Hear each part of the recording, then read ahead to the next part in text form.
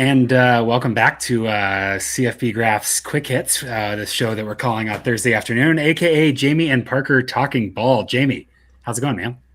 Brother, it's almost the weekend. Very excited for another week of college football. Some really excellent games lined up this week.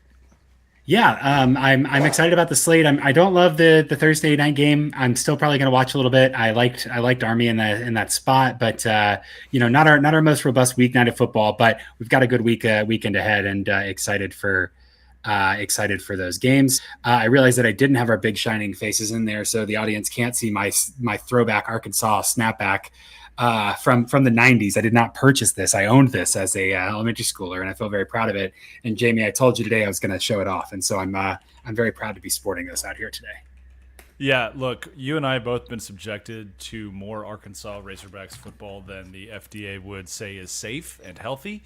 But hey, I think they got some things figured out last week against Auburn, and it is safe to bring out the Razorback hat for a couple weeks at least.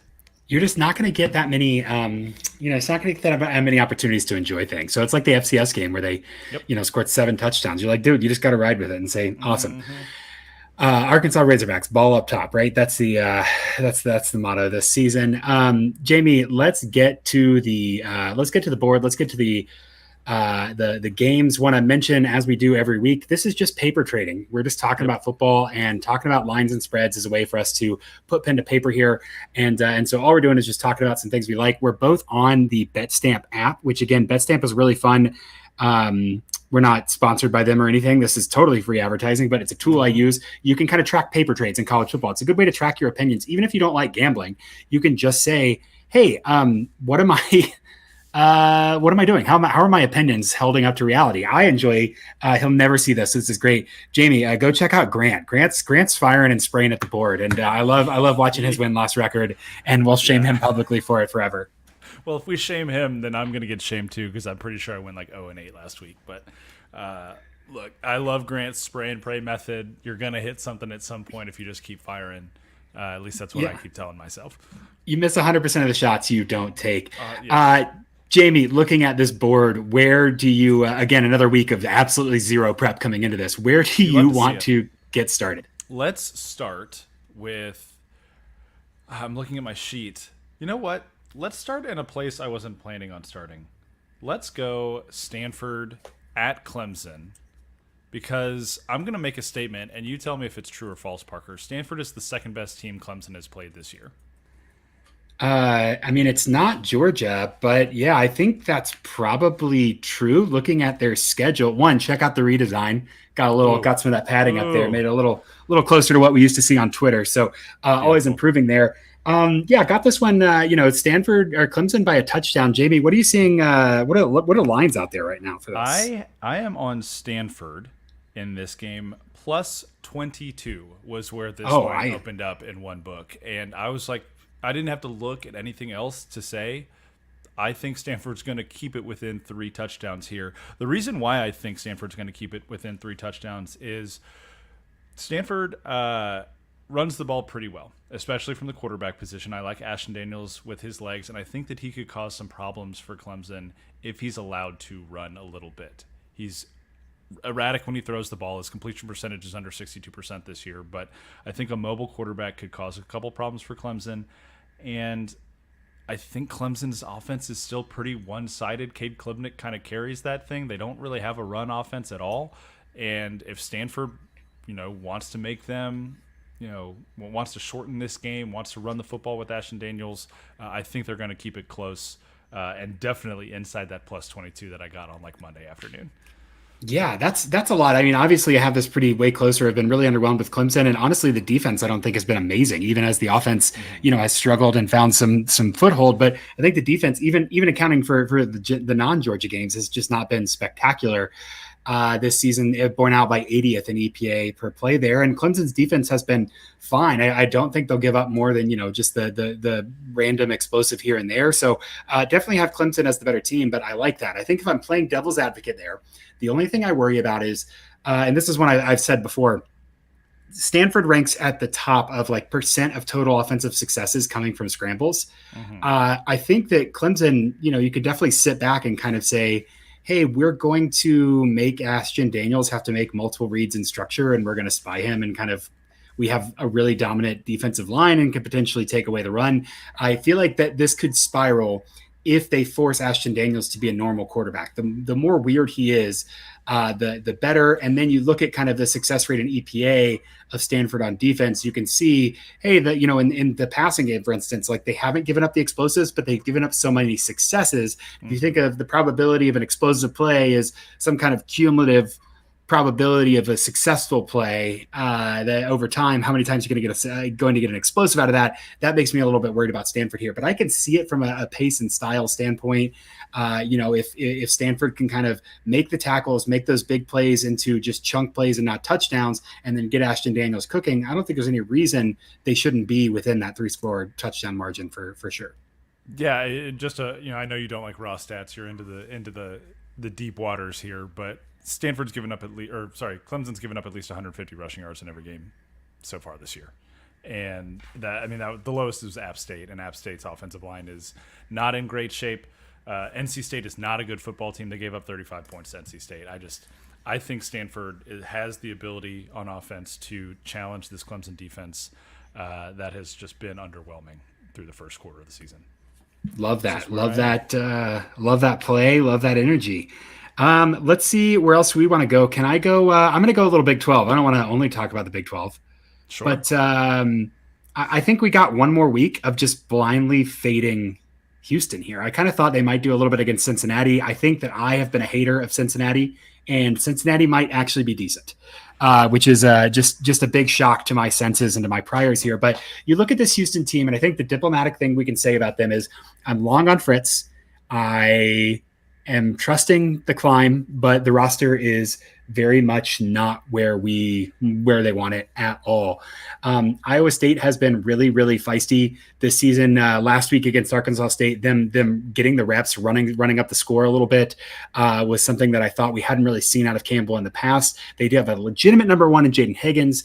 Jalen Noel is really, really good, kind of moving back and forth between the outside and the slot, even in the backfield a little bit. And then Abu Sama in the rush game. The rush game's 29th in the nation right now. I think it's better than that. I think the numbers are underestimating that. If you look at the yards before contact, most of Sama's carries came against Iowa.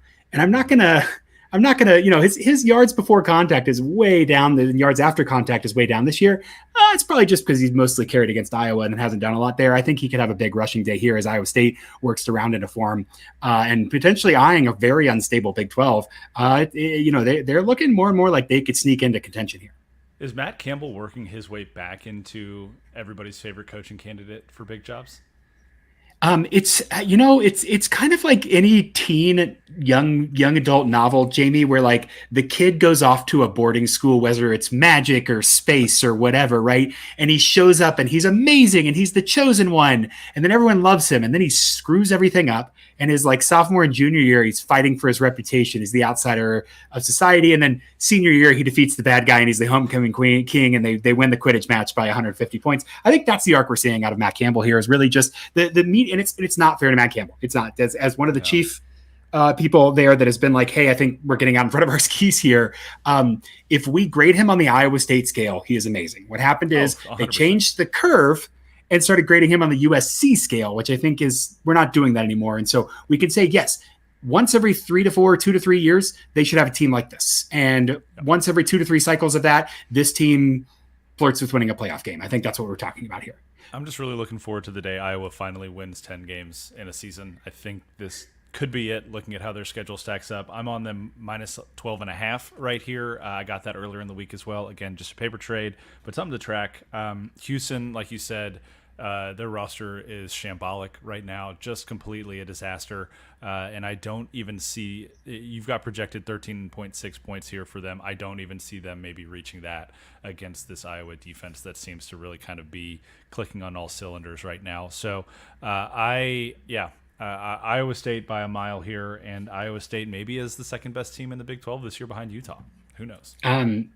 Numbers have it borne out. Not to indulge too much, but if we go to teams here and filter let's filter for Big 12. It's a little rickety. We were having some Amazon issues earlier today. So right now, this is no priors. This is just performance right now. This is kind of how the Big 12 is shaken out so far. And Iowa State is edging out UCF for best team in terms of best performance. You've seen Kansas State kind of underwhelm. You've seen BYU overplay and move up. Utah doing down there? And then Utah's not been amazing. You could see the offense has just really, really been bad. Some of that's injury issues. But yeah, so Iowa State has a claim for top of the Big 12 right now. Absolutely. Love to see it. Go All right, where to next? Take me to I love a good road ranked underdog. So take me to BYU Baylor. BYU Baylor. Yeah, what's going on with this? BYU fans having a conniption about yeah, I mean, I've got BYU favored by a good amount. I do not. I'm not a Baylor respecter in any way, shape, or form. 0%. I think this BYU defense is legitimately good. The offense is like fine enough to not shoot themselves in the foot actively, like which is what you want and better than I expected this year. But yeah, why in the world would this be a Baylor favorite? I don't know what Vegas is thinking here. I don't have an answer for why I've got BYU plus 3.5. I found that again on Monday afternoon. I've been so impressed by BYU's defense this year, especially their secondary. I think they've done a great job of containing opposing passing games. They made Avery Johnson look terrible last week on Saturday night. There was a lot of chaos, obviously, with that game in Provo. A wild punt return touchdown and some other stuff happened, but they just went out and, frankly, kicked Kansas State's ass. And so I'm riding BYU pretty hard until they show me something different. And you're talking about a Baylor team that is floundering. Dave Aranda's seat is literally on fire, especially after the way they lost that Colorado game. And then for Aranda to come out afterwards and say the prevent defense they were in is called Victory Cigar. That's something that you take to your grave, Dave Aranda. That is something that you take to your grave. So yeah, I'm selling all of my BYU, my Baylor stock. I'm buying as much BYU as I possibly can. I love the Cougars in this position as the road-ranked, undefeated underdog. I don't get it. Nice. I can see it. And yeah, maybe there's an argument about, BYU being very chaotic on early downs and that unsustainable level of football that we've seen against SMU and against Kansas State last week. But yeah, I don't think BYU's one or Baylor is one to necessarily twist the knife, even as they do have, some fast receivers. Monterey Baldwin's going to present some matchup problems for this BYU defense that's 9th in EPA per drop back. But yeah, it's hard for me to see this one going any other way than BYU as an upset. 100%. Which is weird to call it an upset, honestly. Truly it is. Hey, should we talk about a real football game? Yeah. You want to talk about App State Liberty? Yeah, let's do it. I'm just going to go on that one because that's one I have locked in here. I've tweeted it. I retweet it often. It's the Seinfeld George Costanza GIF. And I won't say what the actual scene is, but my interpretation of the scene is I can't foresee a reason for Liberty to lose another regular season game ever. I just can't see it. There's just no reason for that to happen. They're even as they have underwhelmed, they're 64th in EPA per play right now. And they're not as good as you kind of want them there too. I think the offensive ceilings there. Quentin Cooley has a great running back. This App State defense is in just absolute shambles. I'm going to wall off talking about why there's a malaise on the App State team, but I will just say I think there is a malaise. I think that they're having a really hard issue, kind of bouncing back and locking in this season. And as much as I like them for a potential Sunbelt and playoff situation, it seems like they have just completely missed the boat here. So I'm going to lock in Liberty 3.5 here. I've got this by almost 9. I think they'll win by more than a touchdown for sure. I agree. And I mean, look, my sympathy and my all of my heart goes to App State for what they're going through this year. Like you can't just lose a teammate and recover really quickly. Talk about Virginia Tech a couple years ago and just it sucks, right? And the reality is that's impacted their football team. They haven't played up to their standard at all this year, and who knows what the runway is for bouncing back and recovering from that. In the meantime, there is still football to be played. Caden Salter has looked pretty good for most of the year. To this point, he didn't have his best game against East Carolina and still threw 4 touchdowns. So I like Caden Salter. I like what he can do in this offense. And I think that against an App State defense just look at your numbers here. a 117 EPA against the rush, 112 EPA drop back. I think this is a day where Liberty kind of just gets to do whatever they want. Yep, absolutely. All right, a real football game. Where you want to go next? Okay, well we can save our state of Texas shenanigans game for a little bit. Let's talk about Louisville at Notre Dame. Oh, I thought we were talking about a real football game. Oh, we can go Illinois Penn State if you want. Yeah, I'm disinclined to believe anything about Louisville's offense is where I'm at on this game. Why is that? I think that they have a history of being a fake offense here.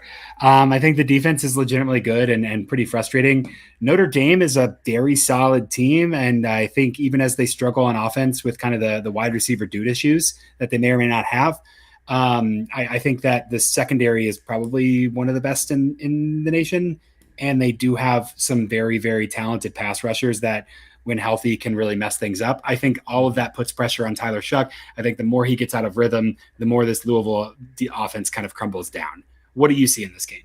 Well, I got Louisville +9 earlier this week. I went ahead and took it because I liked the more than a touchdown underdog there.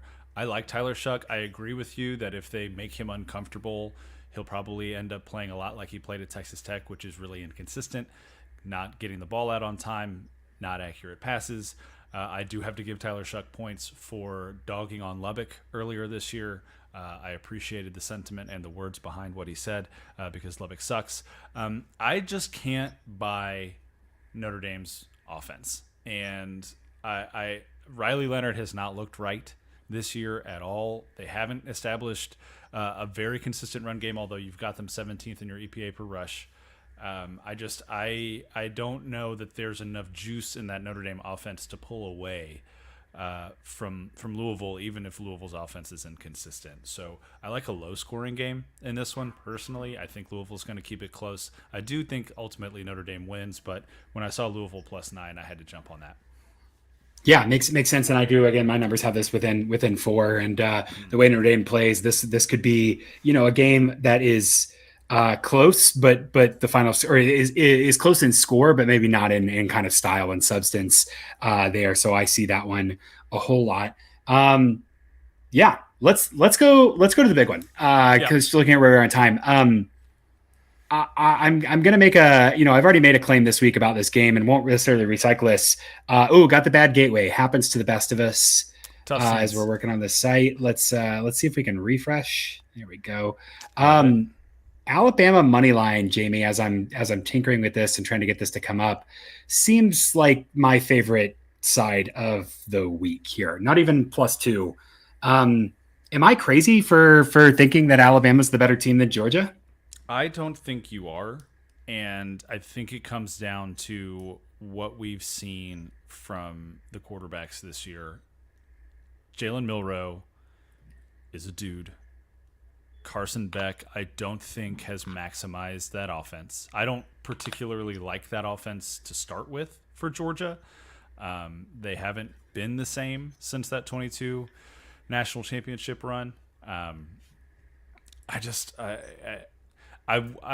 tried not to listen to any of the things you said about this game prior to us hopping on here, but shout out to Farmer for forcing a clip in my feed on Twitter. And I clicked on it before I really knew what it was because I saw your face. And I agree with you. I agree with you wholeheartedly. I think Alabama is the better football team. I think they've shown that they're the better football team so far this year. I think that this is an opportunity for Kalen DeBoer to make a statement, not only to the country, but to certain people in our group chat about his ability as a head coach. And I think that Alabama's going to win this game, and I don't think it's going to be particularly close. I think they're going to clear the 4.5 points that you've got here. I've got a money line. I've got them +2. I couldn't, obviously it's paper trade, but I did as much as I could on Alabama this game. I like Jalen Milroe a ton. I think he's geared up for this game, and I think he's going to really flex on Georgia. Yeah, I think the key for me is that Georgia's offense, like obviously with the backfield they have, with Etienne back there and the freshman kid, like have been able to just give them a longer leash as they try to figure things out. But it seems like they're still figuring things out. It seems like, having Brock Bowers as the center of gravity of the offense, like is fundamentally life changing, and not having him is fundamentally life changing. And it seems like they haven't figured out what they want to do and how they thrive without him. I have no doubt that they will figure that out. I don't think that Alabama is the time to do that, and I really think that the offensive consistency is not there. It's not just that the explosiveness isn't there. Like, they are a good team when you adjust your opponent. They obviously kind of wore down Clemson and finally are there. I think the difference between this and the Clemson game is that Alabama has an offense that Clemson can't smell. And it can't even touch, can't get close to. And that's the difference there, is that like Georgia can't afford to get in a hole here. I do think that the offensive consistency, look at the success rate that's so low.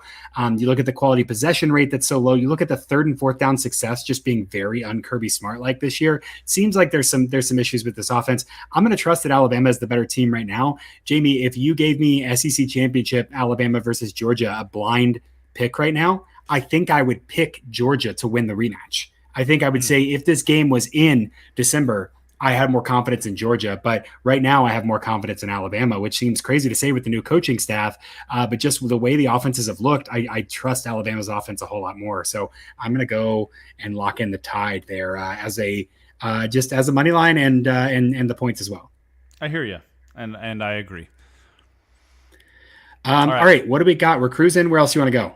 Give me. We gotta do it. Give me Texas State, Sam Houston. Come on.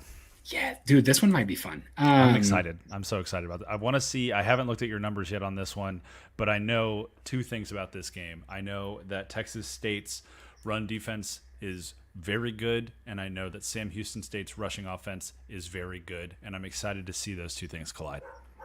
Yeah, I think that is real best on best. They are, look at the numbers here down here, Jamie, not to get too nerdy, but 77th in EPA per rush for Sam Houston. That's very good. That's close to a Power 5 level, right? That's close to bottom of the Power 5. And they're 61st in EPA per dropback, but you look, they're 112th in rush rate over expected. They're doing that triple thing where they run a lot and they select those dropbacks. So of course they're going to be more efficient. It doesn't really reflect true team strength relatively as much as it does the selection of those passes. I think this is a good run offense. You can see that, they're again flirting with kind of the top 50 there, and they're really good at finishing drives. Even though they haven't had a ton of them, they are finishing, and they're getting big play explosive touchdown. And that 3rd and 4th down success also bears out how good that run defense is, or run offense is for Sam Houston State. They can get those yards when they need them. Exactly right. I do think where did my notes go for this game? I don't know. I've lost them. It's fine. I do think that Texas State ends up winning this football game. I think I've got them. Where did it go? I think I've got them +8. Okay. Sorry, -8 Texas State in this game. So I like Texas State to win this football game. Sam Houston, though, I think with the extra game under their belt, they fine-tuned the offense a little bit more. I think it's going to be a really fun matchup. I think this is going to end up being the matchup that everyone hoped Texas State UTSA would be. And then we saw what UTSA is this year as they start to rebuild. And plus, this is a game, disappointingly, that is at NRG in Houston. So it's at the Texan Stadium. It's not on either of these campuses, which I think is a real bummer. But I think that neutral site gives Sam Houston a little bit more edge than if this game was at the Bobcats. Yeah, makes sense there. A big mismatch of style. Teams have mostly passed against Texas State to keep up, whereas Sam Houston State is a really rush heavy team.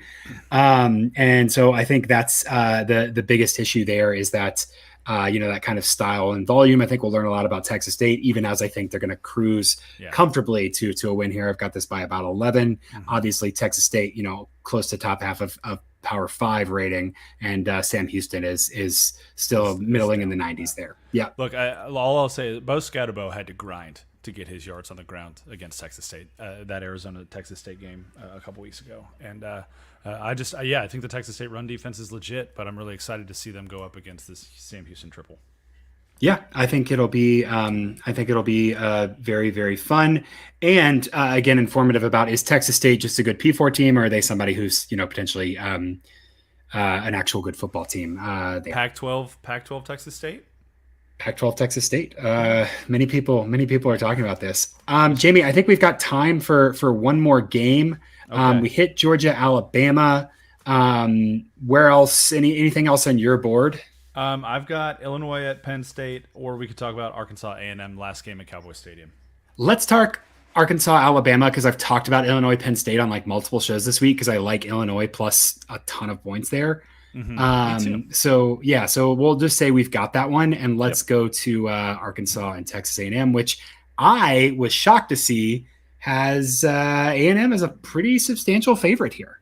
Yeah, I'm surprised by this too. I locked in Arkansas plus 10.5. I don't know. We don't know who's playing quarterback for Texas A&M yet, and whether it's Marcel Reed, who struggled at times against Bowling Green, or if it's a probably not 100% healthy Connor Wegman. I just don't know enough about who's playing quarterback yet to have any confidence in Texas A&M's offense, which has already been pretty limited this year. And I think Arkansas finally learned a lesson against Auburn, and it's the lesson they should have learned against Oklahoma State, where, hey, we love Taylon Green. We love that we can throw the football around a little bit, but when it comes to crunch time with a lead, we are going to run it down your throat, and you have to try and stop us. They were successful against Auburn in doing that. I think they ran it 10 or 11 times in a row at the end of the football game. If they'd done that against Oklahoma State, they'd be undefeated right now. And I think that Arkansas is starting to grow and grow more into their offense, and we've seen that progression. I really like the test against this A&M defense, but I think Arkansas is starting to find its stride. I like the Hogs to keep it close and maybe even win it outright. Yeah, I can see that. Arkansas, generating quality possessions at a really high rate. Texas A&M's defense hasn't been amazing at stopping them. And then on the flip side, even though Arkansas's defense is giving up a lot in terms of quality possessions, they are stifling those pretty well, 30th in the nation at points per quality possession as well. And then you look at, a couple key things. Arkansas with a huge advantage on 3rd and 4th downs on offense and a huge advantage on 3rd and 4th downs on defense. You start to look at the margins there. Field position, again, on offense, a little bit in Arkansas's favor here. They're pretty high on offense and then kind of a wash on the defensive side of things. So if Arkansas can get a couple turnovers, get a couple 3rd down stops, I think they could keep this and kind of capitalize on some instability from Texas A&M, even as the talent differential goes the other way. I think that I'd have to disagree with that. I like you've got the 10. It's a huge number. Mm-hmm. And so certainly great there. I think I'd have to go Texas A&M at this closer number that we're seeing here. What is it on BetStamp? Let's see. FCS games are killing me on here. I can criticize the product because I'm not sponsored by it. 5 or 3.5. You can get A&M 3.5. You can get Texas or Arkansas 5. So again, just locking those in on BetStamp. I'm going to go ahead and go with Texas A&M as the favorite there in hopefully the last game ever in Jerry World. So as we wrap up here, riddle me this, Batman. How much is your model still considering priors at this point? Yeah, they're about 12 to 15% of what's in there. But it's not it's not like, hey, 15% prior is 85% now. I do kind of this like smoothing process. Mm-hmm. And so at the beginning of the season, I say, hey, here's where you start. And then we start to adjust based off that. So it's less that like 15% of last year is in there and more so like, hey, the way that we're updating has increased to the point where it's only about 15% of last year as we learn, and it'll be mostly gone after this weekend for most teams. Sweet. That's good to know. I think for people as they use your stuff. But I think, gosh, I don't know. I got a weird hog vibe. Maybe it's the hat. I like it. I'm wearing the hat. I'm there even as I go the opposite way, and we'll certainly be rooting for it. Absolutely there. Boom. Jamie, just under 30 minutes. Thank you for your flexibility today as I was moving some stuff around to get this in. But this has been Quick Hits Week 5. I'm Parker Fleming. You can find me on Twitter at StatsAware. You can find me on BetStamp at StatsAware. That's Jamie Plunkett at Frog Preacher, all over those places. And we'll see you guys next time.